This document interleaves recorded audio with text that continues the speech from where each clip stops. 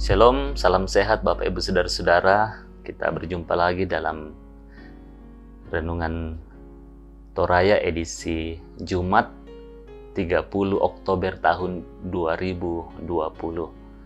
Bagian firman Tuhan yang akan kita baca dan renungkan bersama-sama saat ini dari Yosua pasal 2 ayat 1 sampai 14. Yosua pasal 2 ayat 1 sampai 14. Sebelum kita membaca dan merenungkan firman Tuhan ini, mari kita berdoa agar kita dimampukan untuk dapat memahami dan mengerti firman Tuhan ini. Kita berdoa. Terima kasih ya Tuhan, oleh perkenan-Mu kami saat ini hendak membaca dan bersama-sama belajar dari kebenaran firman-Mu. Kami memohon pertolongan Tuhan melalui Roh Kudus-Mu, memampukan kami, manusia yang memiliki keterbatasan dan kekurangan, untuk dapat memahami dan mengerti firman-Mu. Terlebih khusus, kami hidup sesuai dengan kehendak Tuhan, melakukan firman-Mu dalam sepanjang kehidupan kami. Bersabdalah bagi kami semua, dan ampuni salah dan dosa kami. Di dalam nama Tuhan Yesus kami berdoa. Amin. Yosua pasal 2 ayat 1 sampai 14. Judul perikop pembacaan firman Tuhan, pengintai-pengintai di Yeriko. Firman Tuhan, Yosua bin Nun dengan diam-diam melepas dari Sitim 2 orang pengintai. Katanya, "Pergilah, amatilah negeri itu dan kota Yeriko." Maka pergilah mereka dan sampailah mereka ke rumah seorang perempuan sundal yang bernama Rahab, lalu tidur di situ. Kemudian diberitahukannya kepada Raja Yeriko demikian, "Tadi malam ada orang datang kemari dari orang Israel untuk menyelidik negeri ini." Maka Raja Yeriko menyuruh orang kepada Rahab mengatakan, "Bawalah keluar orang-orang yang datang kepadamu itu, yang telah masuk ke dalam rumahmu, sebab mereka datang untuk menyelidik seluruh negeri ini." Tetapi perempuan itu telah membawa dan menyembunyikan kedua orang itu. Berkatalah ia, "Memang orang-orang itu telah datang kepadaku, tetapi aku tidak tahu dari mana mereka. Dan ketika pintu gerbang hendak ditutup menjelang malam, maka keluarlah orang-orang itu. Aku tidak tahu kemana orang-orang itu pergi. Segeralah kejar mereka, tentulah kamu dapat menyusul mereka." Tetapi perempuan itu telah menyuruh keduanya naik ke sotoh rumah dan menyembunyikan mereka di bawah timbunan batang rami yang ditebarkan di atas sotoh itu. Maka pergilah orang-orang itu mengejar mereka ke arah sungai Yordan, ke tempat-tempat penyeberangan, dan ditutuplah pintu gerbang segera sesudah pengejar-pengejar itu keluar. Tetapi sebelum kedua orang itu tidur, naiklah perempuan itu mendapatkan mereka di atas sotoh dan berkata kepada orang-orang itu, "Aku tahu bahwa Tuhan telah memberikan negeri ini kepada kamu dan bahwa kengerian terhadap kamu telah menghinggapi kami, dan segala penduduk negeri ini gemetar menghadapi kamu.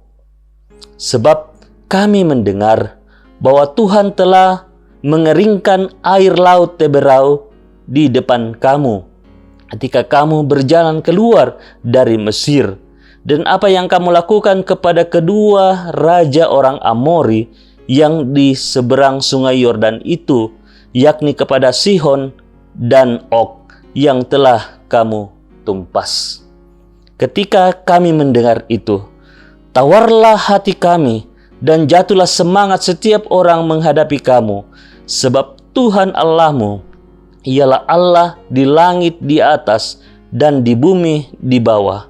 Maka sekarang bersumpahlah kiranya demi Tuhan, bahwa karena aku telah berlaku ramah terhadapmu, kamu juga akan berlaku ramah terhadap kaum keluargaku, dan berikanlah kepadaku suatu tanda yang dapat dipercaya, bahwa kamu akan membiarkan hidup ayah dan ibuku, saudara-saudaraku yang laki-laki dan yang perempuan, dan semua orang-orang mereka, dan bahwa kamu akan menyelamatkan nyawa kami dari maut.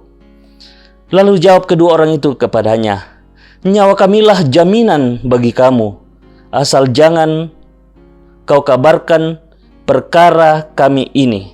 Apabila Tuhan nanti memberikan negeri ini kepada kami, maka kami akan menunjukkan terima kasih dan setia kami kepadamu. Demikian firman Tuhan. Bapak Ibu Saudara-saudara, tema renungan kita yaitu berisiko.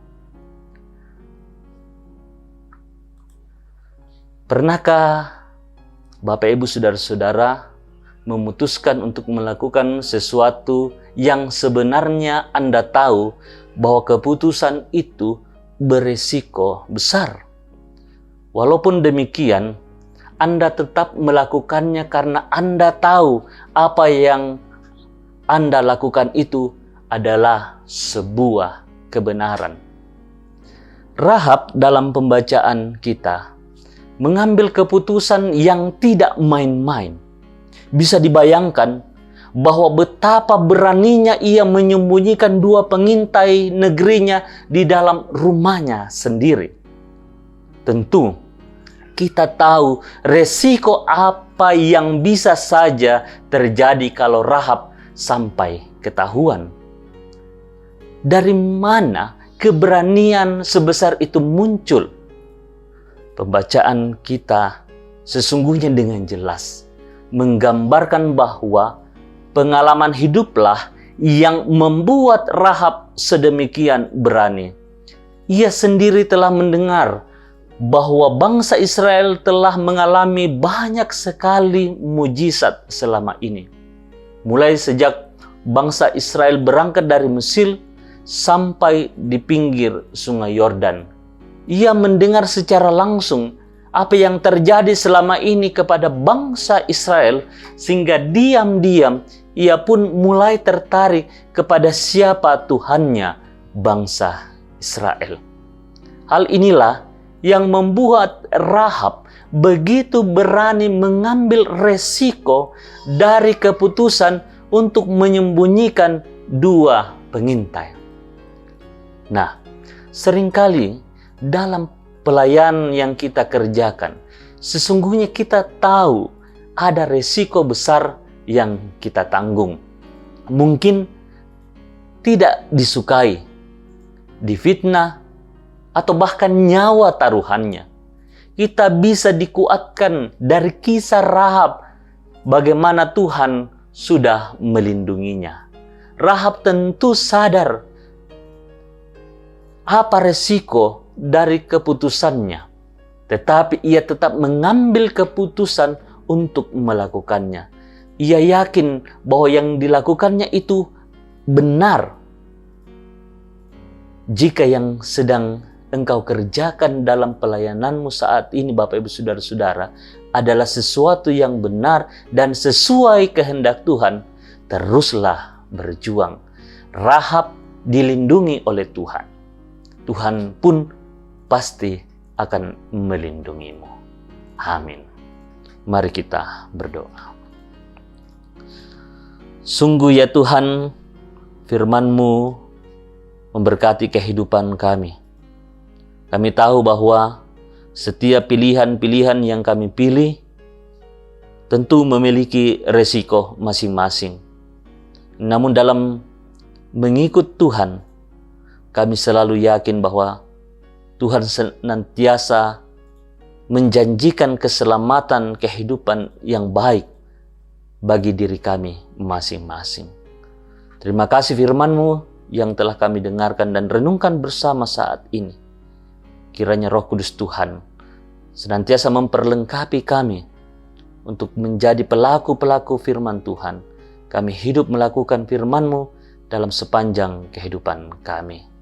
Juga ya Tuhan, kami menyerahkan perjalanan kehidupan kami, pekerjaan kami, rumah tangga kami, masa muda kami, pendidikan kami, segala tugas dan tanggung jawab yang kami lakukan. Biarlah ya Tuhan, dalam sepanjang kehidupan kami, Engkaulah yang senantiasa menuntun dan menyertai. Dan sebagai umat Tuhan, kami senantiasa berlindung hanya kepada Tuhan. Terpujilah Engkau Tuhan. Kami bersyukur kepadamu di dalam nama Tuhan Yesus. Amin.